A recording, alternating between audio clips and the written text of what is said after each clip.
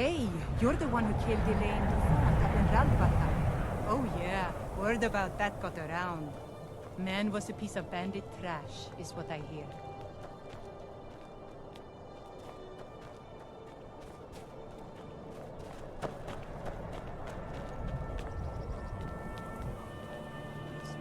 Be on the lookout. The butcher could be around any corner.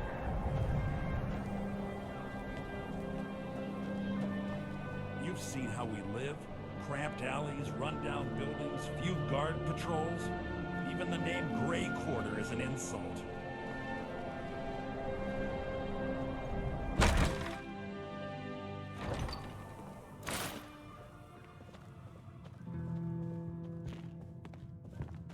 I thought the quarter would be a haven for my kind. I was wrong.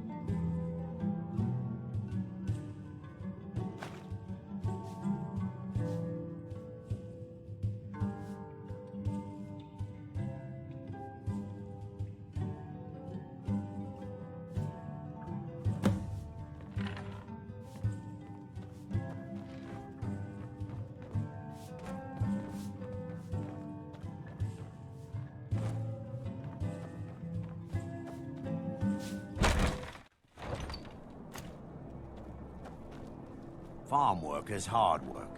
It's good to relax when I can, but I still have to listen to my brothers harping about injustices.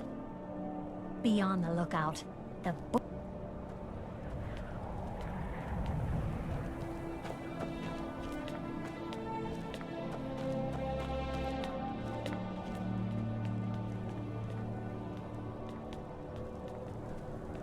One of the gods, a mage appeared out of thin air, claimed it was one of those Sijic monks.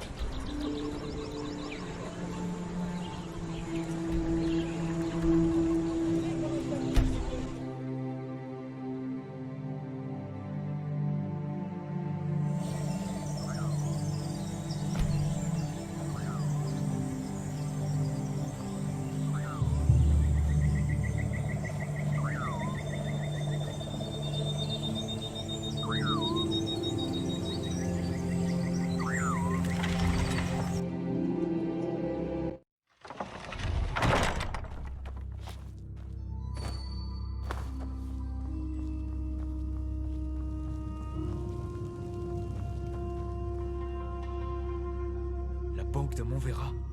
Décidément, c'est encore pire que ce que je croyais. Il va falloir nous concentrer sur cette piste dans les prochains jours. Je suis en train d'essayer de vous obtenir un laissez-passer pour rentrer en ville. Je vous informerai quand il sera prêt. Je vais également vous demander de faire très attention désormais. J'ai imaginé plusieurs scénarios afin d'expliquer pourquoi vous tombez sur cet elfe dès que vous découvrez quelque chose d'intéressant. Et jusqu'à présent, il n'y en a qu'un seul qui tient la route. Quelqu'un l'informe, lui ou ses complices, de nos faits et gestes. Pas de conclusion hâtive. Quoi qu'il en soit, je sais que je peux vous faire confiance, car c'est vous qui avez été mis en danger la plupart du temps. J'aimerais que vous vous occupiez également de cela dans les prochains jours, si possible. Bon travail en tout cas. Continuez comme ça. Ah, le père de Carlina. Écoutez, allez lui demander directement, je pense que ça vaudra mieux. Au revoir.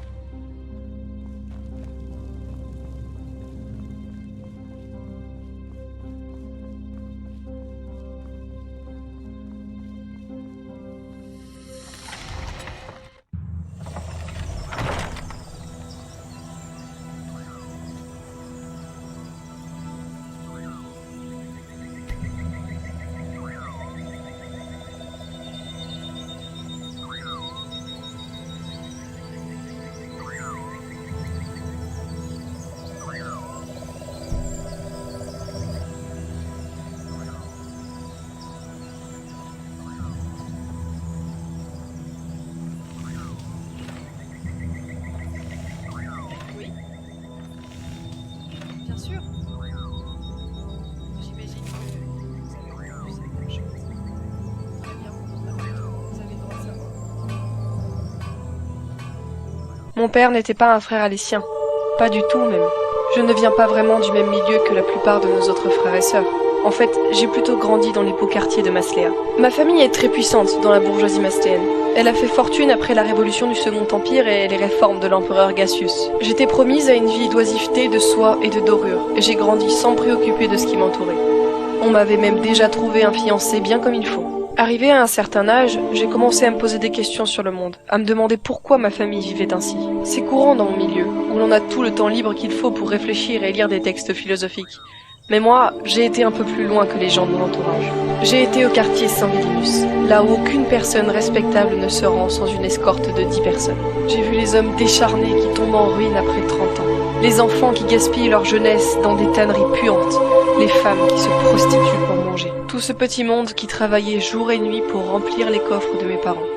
Le genre d'expérience qui vous transforme profondément. Plus j'y pensais, plus ça me rendait malade, et j'ai fini par contacter la confrérie alésienne, l'ennemi suprême pour des gens comme nous. Mais comme vous le savez, la confrérie exige un prix pour les nouveaux membres. Un prix d'autant plus élevé pour quelqu'un avec un tel passé. Il se trouve que mon père avait une place assez importante dans le système bancaire de l'archipel. Une place telle que sa mort aurait pu changer bien des choses. En tout cas, c'est ce que pensaient Artus, Garnier et les autres. Et c'est justement ce qu'on m'a demandé. La mort de mon père. De mes propres mains. Voilà le sacrifice qu'on a exigé de moi avant de me laisser entrer dans la confrérie. J'ai dû attendre le carrosse familial, celui que j'ai emprunté pendant toute ma jeunesse, au coin d'une rue étroite, avec 2 autres assaillants, prêts à bondir. La confrérie était persuadée qu'un tel assassinat en public ferait se soulever le petit peuple, lui montrerait que personne n'est invulnérable. Un homme comme lui, tué par sa propre fille. Quel beau symbole d'espoir, vous ne trouvez pas ? Mais à l'époque, je n'avais pas autant de doutes qu'aujourd'hui, alors je l'ai fait. J'ai planté ma dague dans le cœur de mon père. Je l'ai vu vivre ces derniers instants. Mes 2 acolytes se sont fait tailler en pièces par l'escorte. J'ai à peine eu le temps de m'enfuir. Dans la foule qui était présente, personne n'est intervenu. Et dans la semaine qui a suivi, pas d'émeute, pas de barricade, rien du tout. Si ce n'est une répression aveugle de gens qui n'avaient rien fait. Mon père a été vite remplacé par quelqu'un d'identique et tout est reparti comme avant. Les riches sont restés riches, les pauvres sont restés pauvres. Et Artus s'est dit que ce serait pour la prochaine fois. Ça ne lui a rien coûté à lui. Mais moi, c'est une autre histoire.